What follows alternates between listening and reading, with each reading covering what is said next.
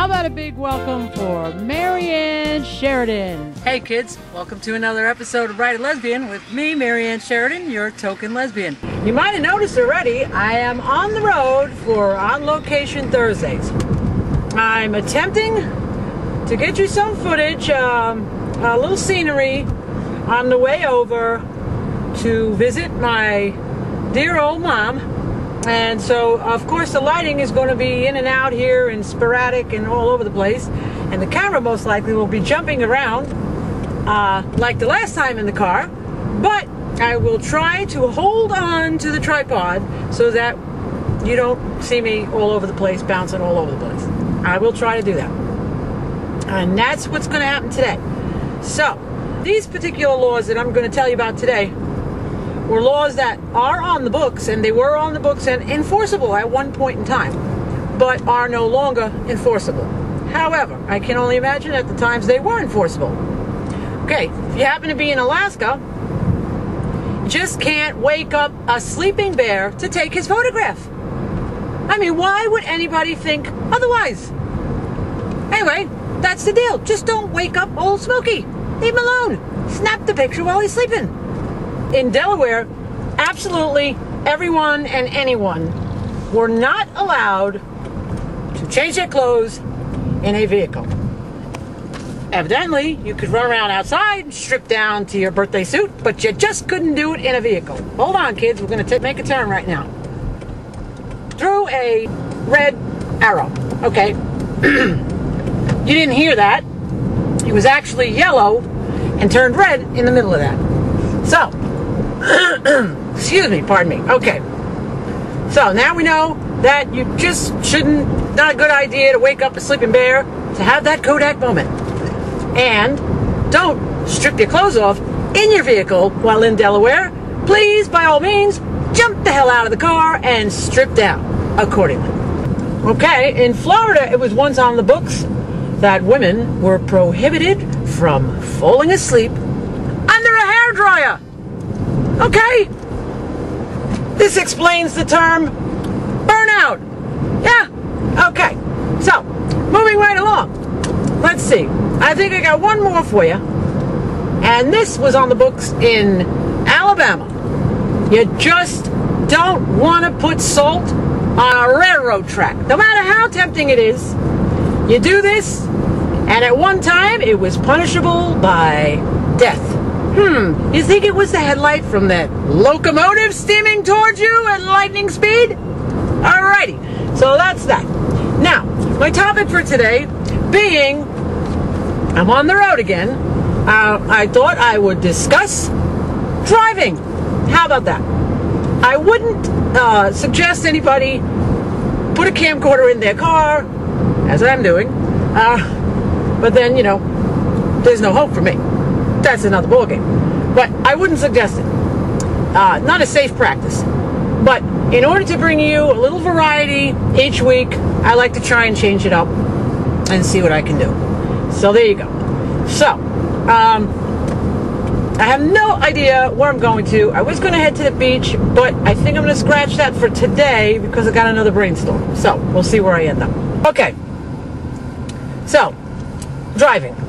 I don't think it really matters where it is, a city, a town, a village, it takes a village. It's just anywhere that there's roads and cars and people behind the wheels. I think it's safe to say that these things happen and occur everywhere. My thing is the turn signals, okay? It seems to be that it doesn't matter if it's 85 lanes. Somebody on the far left lane of those 85 lanes at the last minute puts on their left turn signal. The left turn signal, okay? That's the left one. And you are supposed to automatically realize and understand and react immediately. They're going to cut across those 85 lanes and make a right to the exit ramp. Don't you love that? I love that. I don't love that. But that's my pet peeve. And the other thing is, okay, I'll speak it for here in Florida, and although, you know, again, I say it could be anywhere on where there's freeways and highways and all that kind of jazz, but the driving down here is insane. Sheer insanity. In fact, this year, for 2007, South Florida area, Miami, Fort Lauderdale, West Palm Beach, was voted surpassing LA, New York, Chicago, Atlanta, all the big cities, the worst area for road rage while driving. Trust me, this is an understatement. Okay, with that said, you're cruising along on I-95. The speed limit, say, is 70. That's the posted speed limit. So you figure you're safely going maybe 75 to keep up with traffic. That's not keeping up with traffic. That's as if you're parked in a shopping plaza with 4 flat tires. You're not moving. Traffic is flying by you. I mean, whizzing by you like lightning and looking at you like, what the hell is wrong with you? Step on it, pal. In the meantime, you're doing now 85 and you're still not moving fast enough. So that's another issue. Okay, hold on. I got to make a little U-turn here. I don't know where the hell I'm going. So, what else is new? Just thought I'd share that with you. Okay? Stick shift car. You can't really do things like this with a stick shift and a camera on a tripod. Okay, by yourself. All right. I don't know if I'm going to end up at any place in particular, but the scenery you get is from my window. How about that? I guess that's what we're going to deal with today. So, because I'd like to get to my mom's at some point in one piece.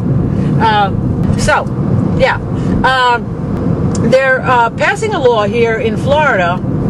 I believe it was passed a couple of months ago, that states that any of the major highways, if you happen to be in the fast lane, the left lane, and you are going the speed limit, the speed limit in most of the areas is 70. It's posted 70. So you're doing 70, and you're cruising along at 70 miles an hour in the left lane. Traffic, of course, like I said before, is going like 85, 90. They can ticket you. Even though you're doing the speed limit, they can ticket you for holding up and hindering the Autobahn around you. Does that make sense? I don't know. There you go. Okay. I don't know what the hell I'm doing right now. But, you know, come along with me and be confused. I'm driving all over the place at Palm Beach here. And you probably can't see me too well because the sun is in and out. And there you go. You can see me there. So you can't see me too good, but I'm heading to my mom's. And I thought, being you guys seem to have liked my car episode the last time, I thought I would do it again. Only this time with the better camera, because now I got the camcorder working. And I have it on the tripod, and that's the reason why it's jerking all over the place. Plus I'm driving a stick-shift car, so that doesn't help. But, you know, I'm trying. Trying to give you the best episode I can give you with what I got. So let's see if we can make it through this intersection. It's pretty ironic. I'm talking about driving and my pet peeves, and here I am cruising all over town with a tripod and a camera. Makes no sense, but then I don't make much sense many times. Okay, see you in a few minutes with my dear old mom. Hey kids, I arrived at my destination here at my mom's house on her outside screen-in patio. We're going to see today how to use a cane the proper way for the most attention. Let's check it out. And there she is with the proper use of a cane. That's the best way to grab the most attention while using a cane. Hello there. And that's it for today. Okay, kids, that'll do it for today's episode. A couple of shout-outs. One going to Karen out in Oregon, giving me plugs on her crankitupradio.org. Appreciate that, honey, and you're my newest viewer. So I really appreciate the support, and hope you continue watching. And my other shout-out's going to Lisa in Enid, Oklahoma. Big thank you to you, sweetheart, for watching all my episodes and sending me comments and good words of support. I really appreciate that. And that'll do it for today, kids. Don't forget, ride a lesbian. Bye-bye.